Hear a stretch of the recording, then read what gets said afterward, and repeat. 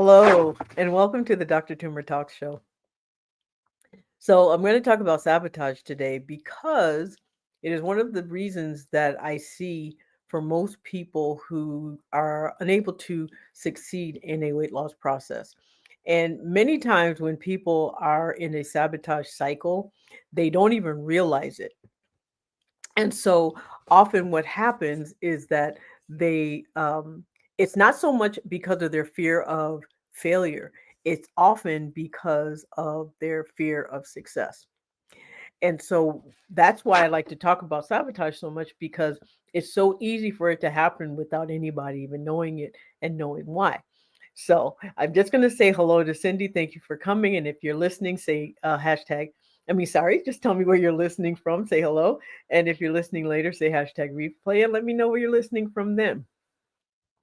And if you find anything that I say today helpful, share with your friends and family and subscribe to my YouTube channel. That's where I have over 200 videos on everything related to health, wellness, and weight loss, and particularly around several types of medications. And so be, you know, make sure that you subscribe and follow. And I'm actually going to change my settings. It looks like my Wi-Fi is about to go get unstable again. So if you'll excuse me for just a moment, I'm going to make it's going to change my orientation settings are disabled while live, and it's saying that okay, I apologize for that. um I was trying to get some resolution things, but I guess if it starts to act funky, I'll just have to do this again. I apologize. Well, hello from North Carolina. Hello from New Mexico. Again, I'm Dr. Catherine Toomer, and this is the Dr. Toomer Talk Show. So, have you ever been in a weight loss process and you just, things are going pretty well, and then all of a sudden it just stops? Or you're doing the exact same thing, at least you think you're doing the exact same thing, you start noticing that you're gaining your weight back, or you start noticing that things around you start falling apart. Your relationships start changing. Your work starts to change. Your sleep, your tiredness, your all these things start changing, and you start wondering why. And so it's really easy to sabotage yourself in a process without even realizing that's what you're doing. We all do it. And we all do it not just for weight loss, we do it in lots of different ways.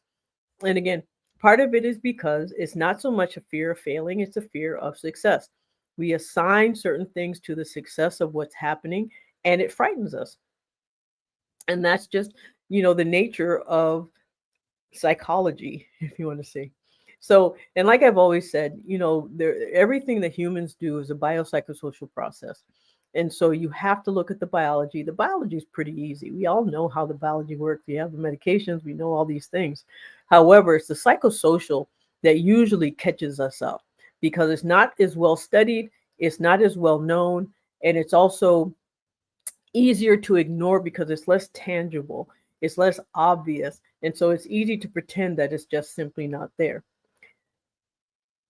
But so one of the things that I often see in terms of the hidden ways and that people undermine their progress, undermine their success, because that essentially is what sabotage is. It's an obstruction, it is a destruction, or it is the blocking of things that are good, and so or benefit or of success. And so one of the most obvious ways that I see this happening is too much of a good thing. I'll see where people will change their habits, wonderful habits. They'll start eating healthier. They'll start doing things that are better for their health compared to what they were doing before, but they do too much of it. So, for example, protein smoothies with lots of fruit because fruit's healthy. Well, really, fruit is simply sugar with vitamins attached. So when you overdo fruit, it's just the same as overdoing dessert. And so, sometimes it's things like that, making changes that seem healthy, but they're not really, or they are healthy and you just overdo it.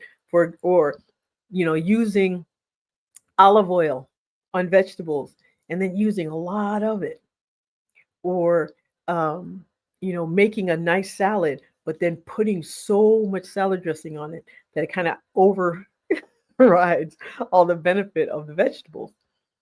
So, and it's not obvious that this is a sabotage, but it is because it undermines the success of the process.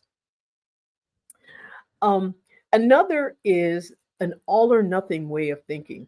So we have this attitude that if we can't do everything, we do nothing. When you apply everything to a process and you just like, if I don't do all of it perfectly, if I think that things are in which there is no such thing as perfect, it is a myth. And so, which is why progress over perfection is so important, because there really is no such thing as perfection. And depending on who you, and it's relative. So depending on who you ask, one person might say, "Oh, that's perfect," and someone else say, "No, it's not." So it just really doesn't. You can't really go by that. So, but when you have this all or nothing mentality, anytime you don't do something that you think is not done perfectly, you kind of let everything else go. You know, if you feel like eating chocolate is the worst possible thing you can do in your weight loss process, and you eat a piece of chocolate, then all of a sudden it's like you're like, well, I eat chocolate, so I'm just going to go ahead and eat whatever I want for the rest of the day. As someone who loves chocolate, I can tell you, and who has lost 100 pounds, I can tell you, you can eat chocolate and still lose weight, because I'm a perfect example of that. I'll tell you how another day. But um, and so so that's one. So just understanding that you can do things in increments, understanding that you can do things, better. Maybe not, they're not the best that you can do, but sometimes good is good enough.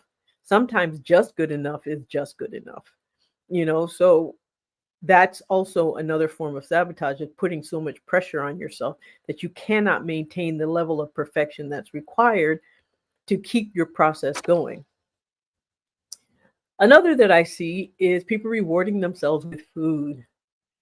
Um, and I've done this too. We do this often. We have a really bad day and we're like, okay, I'm going to have a piece of cake. And it's not even a stress eating reaction, it's actually just a reward reaction. You're having a good time, so you're just going to eat because you want to. Um, you had a big win at work or at school or at home, and you're like, okay, woohoo, I'm going to celebrate and I'm going to eat something, which is fine if it's not something that derails your process. However, if it does derail your process, then doing rewarding yourself with food counter kind of the process in what you're trying to do. And then the next one is, you know, um, losing progress after a win. So, and that's where the fear factor comes in. You suddenly lose weight, you need to buy something clothes that are smaller, and then you get scared and then kind of stop doing all the things that got you there. Start saying that you're feeling off. You hit a goal, and then there's other problems that you feel are the case, and so you undo all the things that you did to get you there. That is a very common one that I see. You'll see people getting there to where they were being supported, for example, or they were had a really good routine in place, and then all of a sudden they just stop it. Some of the time they stop it because they'll put their progress onto a process that requires other people. And then they'll create conflict with those people to avoid that process. Going to the gym, for example, you have an accountability partner and everything's working out really well. And then can we create conflict with that accountability partner so that you have an excuse not to be around them? Or you have a weight loss coach or a weight loss doctor who helps you lose weight, and then all of a sudden you stop making appointments. I see that a lot. Or you go long period, things start to happen, and that's the point where you need the most support. That's the time that you need the person to guide you the most, and that's when you avoid them. That's another form of sabotage. The other is saying yes when you should say no, or saying no when you should say yes. For example, like skipping meals to please other people, or eating to please other people, eating to avoid or stop doing something to avoid conflict. This is where family sabotage comes in. Friends and family that create situations where it's harder for you to maintain your process, either by, you know, putting your favorite things around you that you have difficulty controlling, not eating, or making it hard for you to carve out the time you need to exercise, or to find peace. Stress is a big weight gain factor.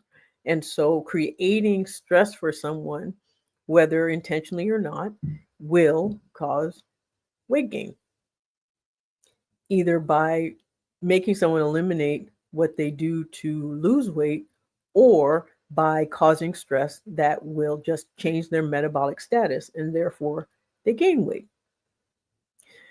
And I see that a lot. And usually that's a combination of self sabotage plus external sabotage acting in concert with one another. And you often see this around activities, particularly when success starts to happen. That, again, a fear factor, either because of someone else's fear of success, and someone else's fear of what it is that might change if you change. So again, self-sabotage is common. It is often not very obvious. And so if you start having success and you start reaching a goal, and this isn't just for weight loss, really, this is for any goal. If you start reaching a goal and then you start noticing that the benefits and the progress starts to reverse, always look and see if there's something that you're doing or not doing that is causing that to happen that you're not even aware of. And if you are aware of it and you recognize what it is, then think about why it is that you haven't or can't go back to what you were doing before. Was it too extreme? Was it something that didn't fit into your lifestyle? Or was it disruptive? Or was it truly some fear of the success you were having that made you stop? So, again, I'm Dr. Catherine Toomer. This is the Dr. Toomer Talk Show. And you can find me on YouTube. So please follow me on YouTube, subscribe to my YouTube channel, and share my videos with people, your friends and family, if you find them helpful. I'm here every Tuesday live. And I want to say hi to Cindy, Awaji from North Carolina, Elizabeth from North Carolina, and Denise from Pennsylvania. Thank you for coming. So if you have any questions, now is a good time to ask. I always have a Q&A at the end of all of my sessions. And it can be really about this topic or some other. It can anything health, wellness, or weight care related. So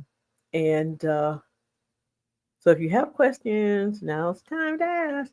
And if you can think of something later, you can always write to me at help@drtoomer.com, or you can go after the video and leave comments. I do respond. Many people know that if they leave comments, I answer them. Cindy said you found therapy very helpful. Yes, therapy is a wonderful way to sort of determine those unconscious blocks that you may not be aware of there. I also found that hypnotherapy also works very well for that. Now, that's not for everybody, but but it helps. Rochelle, good afternoon. Happy Tuesday to all. Hope you're having a good week. Thank you. I hope you are too. So again, if you have any questions, I know this is a rather quick one today, for a couple of reasons. My daughters are home, and tomorrow's my husband's birthday, and it's Father's Day on Sunday. So I'm kind of like all over the place trying to get things ready and get things done and enjoying my life. And not saying I don't enjoy this, but life. I just kind of go with the flow of it. But if you haven't, okay, so question, Dr. Toomer, I'm in maintenance after losing 82 pounds. Well, congratulations, good for you. On 5 milligrams still, I'm assuming that's tirzepatide. How do I slowly start to increase my calories without gaining too much weight back? So, is there a reason you feel the need to increase your calories? Now, if you've lost 82 pounds, whatever you were doing worked, and so you don't really have to change much unless you feel that you're not getting enough nutrients or that you're under eating, that your calories are too low. If you feel that your calories are too low, um, then it's the type of calories. So if you start gaining weight, it's not that you're eating more calories, it's eating, certain type of calories. If you add calories in the form of protein, rarely do you gain because you just can't eat enough. If you add calories in the form of vegetables, you're not going to gain. If you feel you need the calories for some other reason because you're building muscle or some other way, you're not going to gain weight because your muscles are going to need it. So you're currently eating about 1,200, 1,350 now, and 136 pounds now. I mean, you don't have to eat more. I'm not sure why you feel the need. Did someone tell you you needed to eat more calories? The best thing to do if you feel that you need more nutrients, just take that in the form of supplements and just continue eating. I mean, if you're not losing weight, then what you're eating is maintaining the weight you are. It's maintaining your body functions. Um, and so if you feel that you're getting weak and you're under eating and you want to eat more, then you just increase your muscle mass along with your calories if you don't want to gain weight. So that's the way to do it. If you want to eat more without adding weight, well, I should say adding fat, because if you add muscle, the number on a scale may go up, even if your size doesn't. Did that make sense? I hope. Um, so yeah, eat more, muscle more. Um, you are told to increase your calories by your doctor. I also have a 13-year-old gastric bypass patient. I'm also a 13-year. So if you feel you need to eat more calories, and you don't want to gain weight, then increase muscle mass at the same time. And so what you do is you eat more calories in the form of protein and vegetables, and you can in healthy fats, but not in the form of carbohydrates. That's just the way to do it. Um, does that answer your question? And it depends. And one being 136 doesn't mean much. It really depends on your height. And so that's, so if you're trying to avoid gaining weight, if your doctor's telling you to increase your calories, um, because your doctor feels you need to gain weight, that's something different. Any other questions?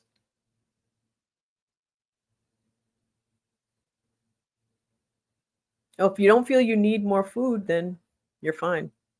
And if you're not getting enough nutrients, just go ahead and supplement with with vitamins and minerals. Cindy, I tried to titrate up to 5 milligrams. It didn't go well. Is it feasible to try again with shots every 8 to 10 days? There's a way of doing it. Usually, what happens when people do, if they have difficulty with 5 milligrams as is, you can also do the 2.5 more frequently, is another way of doing it. So instead of doing 2.5 every 7 days, you do 2.5 every 4 days. And then that way you get the 5 milligrams, but not the whole dose all at once. So that's one way of doing it.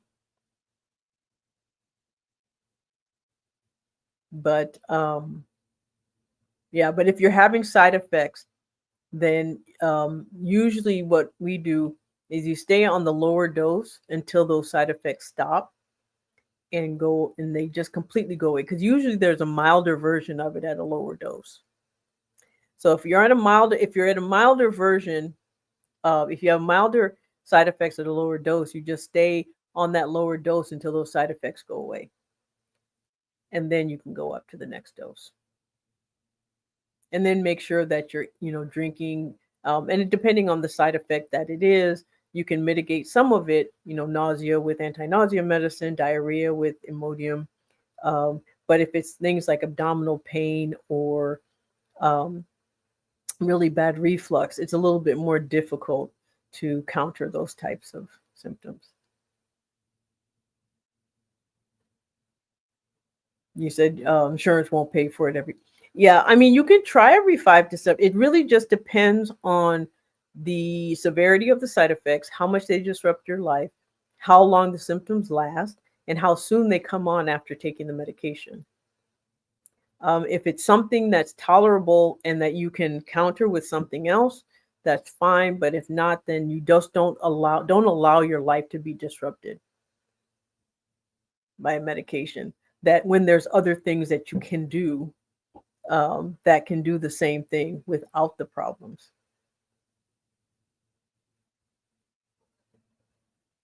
Yes. So you said you're doing well now, and it did reduce your blood pressure meds. That's one of the biggest things I see actually with the GLP-1 medications is people coming off their blood pressure medication. It's really wonderful in cardiovascular system. And that's part of why Medicare does cover it now, or Medicaid and Medicare covers GLP-1s now for people who have cardiovascular disease because it is so wonderful in those situations. Any other questions or comments? Okay.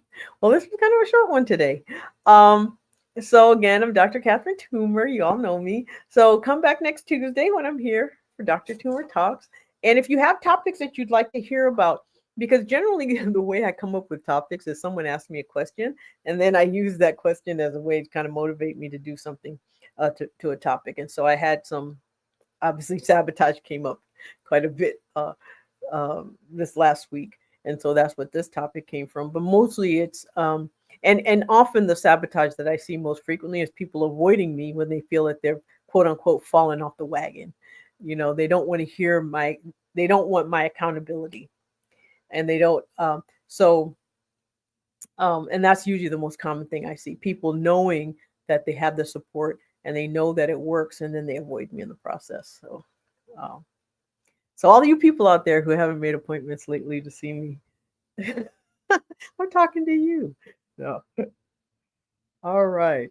Well, thank you for coming. Like I said, share and like and subscribe. And I will see you again next Tuesday at 6 p.m. for the Dr. Toomer Talk Show.